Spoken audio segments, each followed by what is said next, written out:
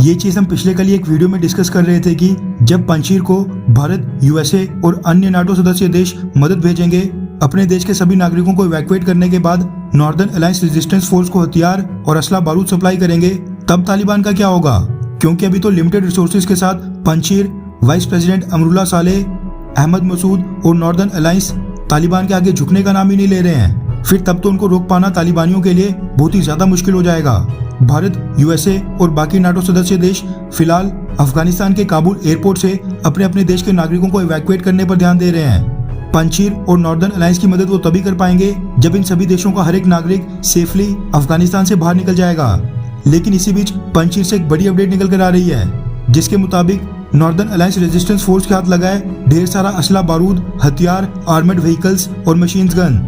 ये सब northern alliance के हाथ कैसे लगा वो डिस्कस करने से पहले अफगानिस्तान से कई सारी मेजर अपडेट्स निकल कर आ रही हैं। वन बाय वन पहले मैं आपको वो बता देता हूँ। सबसे पहली और बड़ी खबर ये निकल कर आ रही है कि तालिबान ने पिछले कल ऐलान किया है कि अफगानिस्तान के पिछले प्रेसिडेंट अशरफ गनी और वाइस प्रेसिडेंट अमरुल्लाह सालेह अफगानिस्तान की राजधानी काबुल में वापस आ सकते हैं। तालिबान ने अब उनको माफ कर दिया है, जिसके बाद अब ये दोनों इस्लामिक एमिरेट ऑफ अफगानिस्तान की नई इंक्लूसिव गवर्नमेंट बनाने में तालिबानियों की मदद कर सकते हैं। अशरफ गनी को इनवाइट करना तो चलो हम समझते हैं, लेकिन तालिबान अमरुल्लाह सालेह से काफी परेशान है, जिन्होंने पंजशीर में जाकर रेजिस्टेंस मूवमेंट को काफी बल दे दिया है।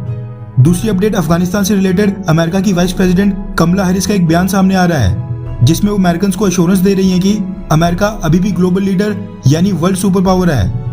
वैसे कमला हैरिस के बोलने से क्या ही हो जाता है, वो तो अपने आप को भारत की बेटी भी बोलती हैं। तीसरी अपडेट अफगानिस्तान से रिलेटेड रशिया से निकल कर आ रही है, जिसने ऐलान कर दिया कि वो अफगानिस्तान के पड़ोसी देशों और आसपास के एलाइज को अफगानिस्तान से निकलने वाले आतंकवादियों से बचने के लिए डिस्काउंटेड और लो प्राइस पर हथियार सप्लाई करने के लिए भी तैयार है, यानी यहाँ भी पैसा कमाने की फिराक में रशिया। चौथी अपडेट अफगानिस्तान से रिलेटेड क्रिकेट को लेकर निकल कर आ रही है। दरअसल पिछले कल तालिबान के कुछ लीडर्स ने अफगानिस्तान क्रिकेट बोर्ड के चेयरमैन, सिलेक्टर्स और अन्य अधिकारियों के साथ मीटिंग करके अफगानिस्तान में क्रिकेट को पूरा समर्थन देने का आश्वासन दिया है। साथ में तालिबान ने इसकी घोषणा करते वक्त ये भी कहा कि हमें अफगानिस्तान और पाकिस्तान के क्रिकेट मैच का इंतजार है, यानी तालिबान जल्द इन दोनों देशों को आपस में क्रिकेट खेलते देखना चाहता है। मगर दूसरी तरफ अफगानिस्तान क्रिकेट टीम के प्लेयर्स ने पाकिस्तान के साथ खेलने से मना कर दिया है, जिसके बाद अफगानिस्तान क्रिकेट बोर्ड ने पाकिस्तान के साथ होने वाली सीरीज फिलहाल के लिए टाल दी है। पांचवी अपडेट अफगानिस्तान से रिलेटेड भारत के राज्य असम से निकल कर आ रही है। दरअसल असम की नई नवेली बीजेपी सरकार ने अब तक 16 व्यक्तियों को ऑनलाइन तालिबान के समर्थन में पोस्ट करने के लिए अरेस्ट कर दिया है। सभी 16 लोगों पर वहां पर UAPA यानी अनलॉफुल एक्टिविटीज प्रिवेंशन एक्ट के तहत मुकदमा चलाया जाएगा। यानी अब उत्तर प्रदेश की तरह असम में भी तालिबान का समर्थन करना भारी पड़ेगा। वैसे इन लोगों को अरेस्ट करके असम सरकार ने ठीक किया, हाँ या फिर नहीं?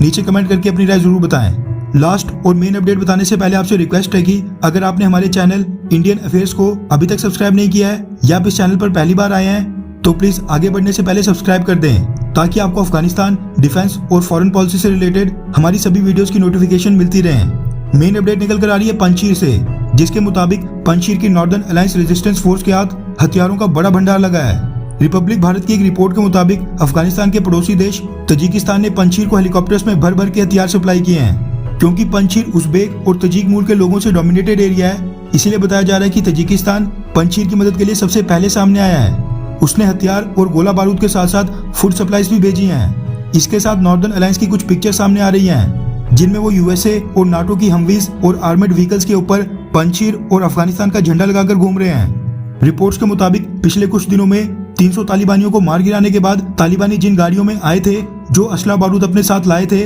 वो सब पंजशीर की नॉर्दर्न अलायंस रेजिस्टेंस फोर्स के हाथ लग गया है। यानी अब नॉर्दर्न अलायंस के पास मूवमेंट के लिए पहले से ज्यादा आर्मर्ड व्हीकल्स हैं, ज्यादा हथियार हैं और वो ज्यादा मजबूती से तालिबानियों से लड़ सकते हैं। मतलब कि जितने तालिबानी पंजशीर आते जाएंगे, नॉर्दर्न अलायंस उतनी मजबूत होते जाएगी।